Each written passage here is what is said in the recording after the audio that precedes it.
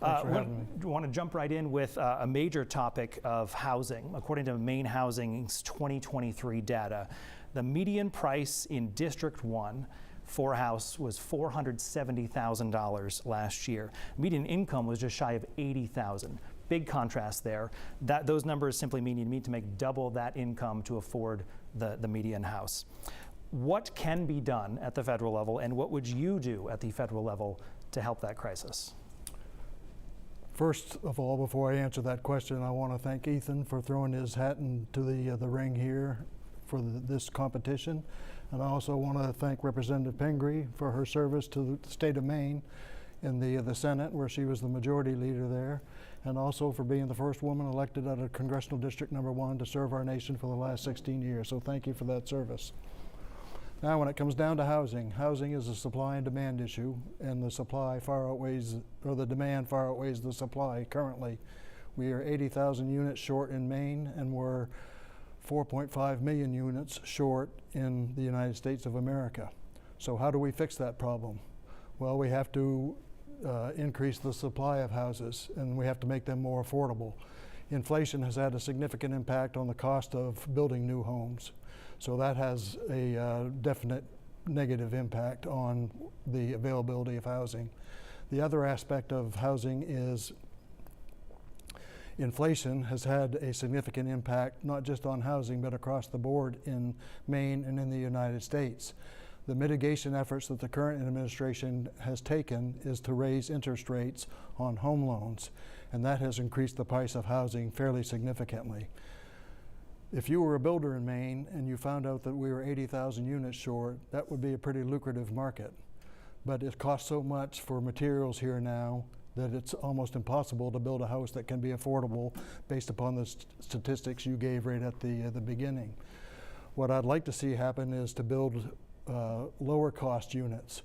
And I have a friend in Kennebunk who is a builder, and he is now building 2-bedroom homes, which are going for like $210,000, much more affordable. And they're brand new homes, and they're of excellent quality.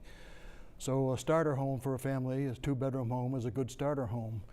Just like starter jobs, you don't work at McDonald's and expect to make a living out of that unless you move up through their administration and management. Same with a house. You shouldn't start off with a 3 or 4 bedroom home with a small family. So this 2-bedroom home solution seems like a good idea to me.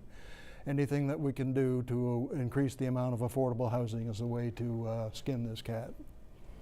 Congresswoman Pingree, same question. What can be done? What are the options at the federal level, and what would you be doing moving forward to help with the housing issue? Sure, thank you. And I just want to echo those remarks. Thank you for your service to the country, and thank you both of you for running for office. And thank you for having us here for a debate. Housing is a huge issue in Maine, and I know we hear about it quite a bit. We do have a housing shortage, about 80,000 houses short right now, and a lot of factors have gone into this. We had the recession of '08. People stopped building so many houses. We're the oldest we're the oldest state in the nation. We weren't having a lot of young people and new blood, and we had somewhat of an out-migration going on, and then you came to the pandemic. We found people starting to move into Maine, or people came during the pandemic and decided they wanted to stay. So we have the first net immigration going on in the state of Maine since 1971. So it has put pressure on the houses. It's put pricing pressure on the houses. We don't have enough, and a lot of people want to have them. So that's created a huge problem, and it's very hard to build them back fast enough due to the pandemic, as you heard.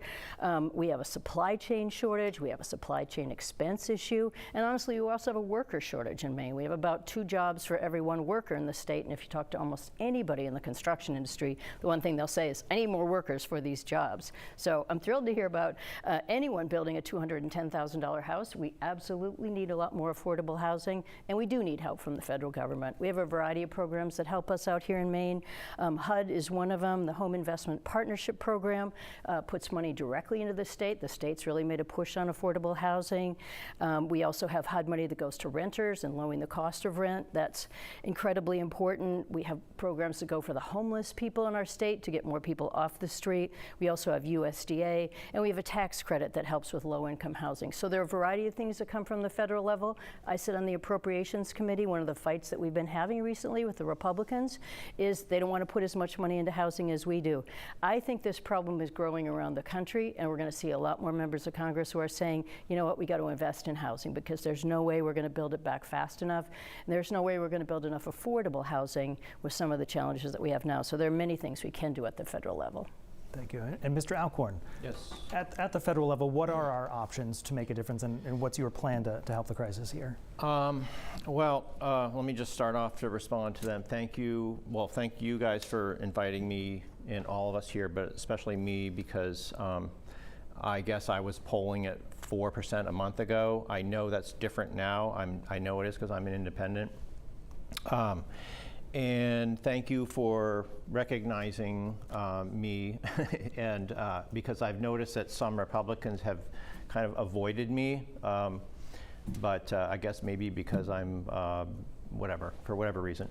But thank you, and it really is a pleasure to meet both of you guys finally after all this, back and forth and stuff. And my father knows you as you know, and so I've heard a lot of great things about you. And anyway, the housing issue is, you were right.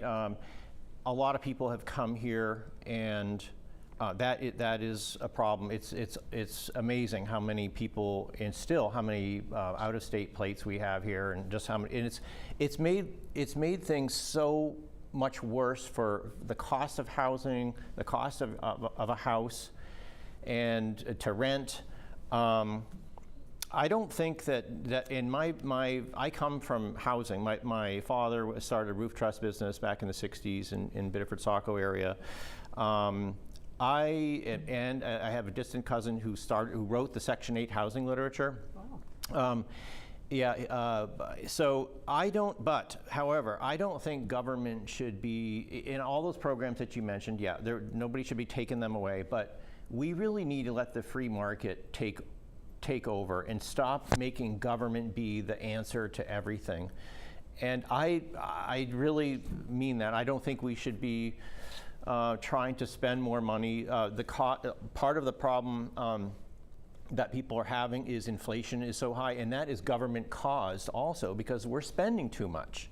So a lot of these problems that we're having with things being too expensive and is government caused. And we have to stop relying on government, or we're all just going to be relying more and more on government.